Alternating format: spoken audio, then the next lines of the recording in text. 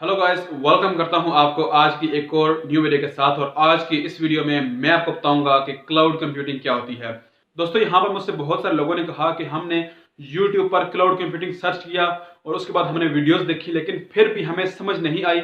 हम चाहते हैं कि हमें बिल्कुल आसान से आसान वर्डिंग में बताया जाए कि क्लाउड कंप्यूटिंग क्या होती है। हमें कंप्यूटर के बारे में या टेक्नोलॉजी के बारे में नहीं पता, लेकिन हम फिर भी जानना चाहते हैं कि क्लाउड कंप्यूटिंग क्या होती है।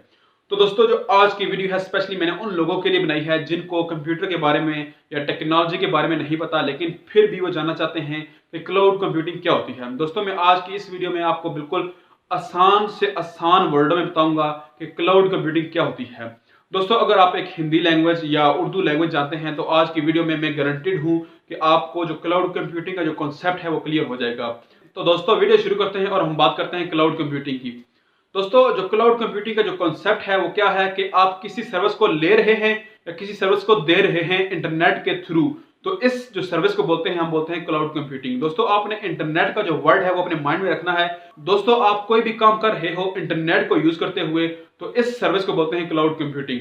दोस्तों, आज की इस वीडियो में मैं आपके साथ 3 स्टेप्स शेयर करूंगा, फिर उन्हीं स्टेप्स को एक्सप्लेन करूंगा, तो आपका जो क्लाउड कंप्यूटिंग का जो कॉन्सेप्ट है वो बिल्कुल क्लियर हो जाएगा। दोस्तों, क्लाउड कंप्यूटिंग क्या होता है कि किसी फाइल का शेयर करना इंटरनेट पर, या आपने अपने डाटा को स्टोर करना, फिर उस डाटा को एक्सेस करना, फिर उस एक्सेस को सिक्योर बनाना कि क्या आपका डाटा वाकई ही सिक्योर है। तो तीसरी चीज, आप किसी गेम को ऑनलाइन खेल रहे हैं, किसी एप्लीकेशन को ऑनलाइन यूज कर रहे हैं, तो इस प्रोसेस को बोलते हैं क्लाउड कंप्यूटिंग। अब दोस्तों, मैं आपको इन 3 चीजों को एक्सप्लेन करता हूं। दोस्तों, जो पहली चीज, फाइल शेयर करना किसी दोस्त को।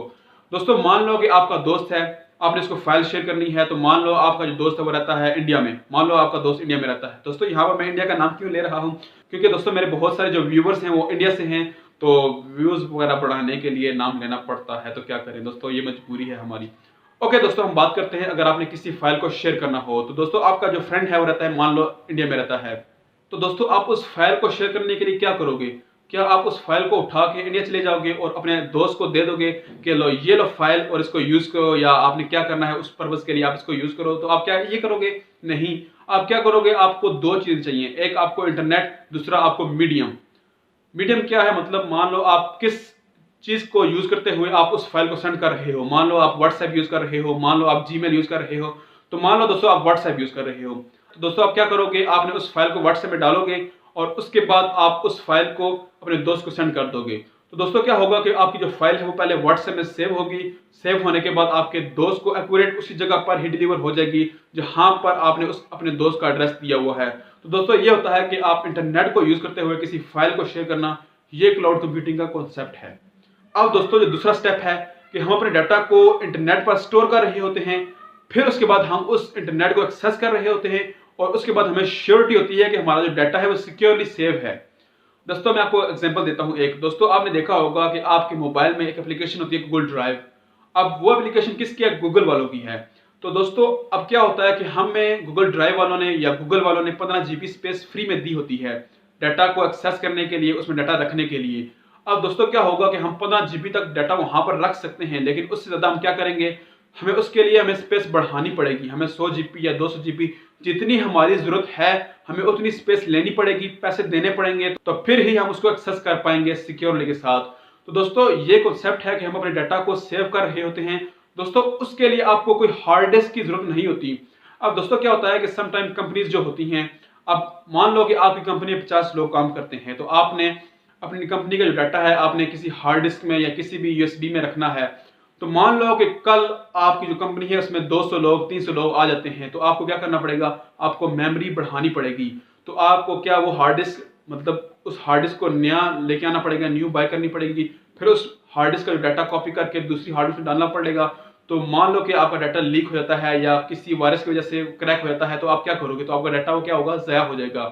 तो दोस्तों, जो क्लाउड कंप्यूटिंग क्या होती है कि आपको कोई, मतलब आपका 15 जीबी डाटा अगर आपका यूज हो गया है तो आप पैसे दे के उसको 100 जीबी कर लो, तो आपका डाटा जो होगा वहीं पड़ा होगा और आपकी जो स्पेस है वो बढ़ जाएगी। तो आपका डाटा वहीं पर सिक्योर पड़ा रहेगा, तो आपको किसी चीज की प्रॉब्लम नहीं करनी पड़ेगी, आपको उसको मैनेज करने की जरूरत नहीं पड़ेगी, क्योंकि उन्होंने आपको सिक्योरिटी या श्योरिटी दी होती है कि हम आपके डाटा को सिक्योर बना रहे हैं।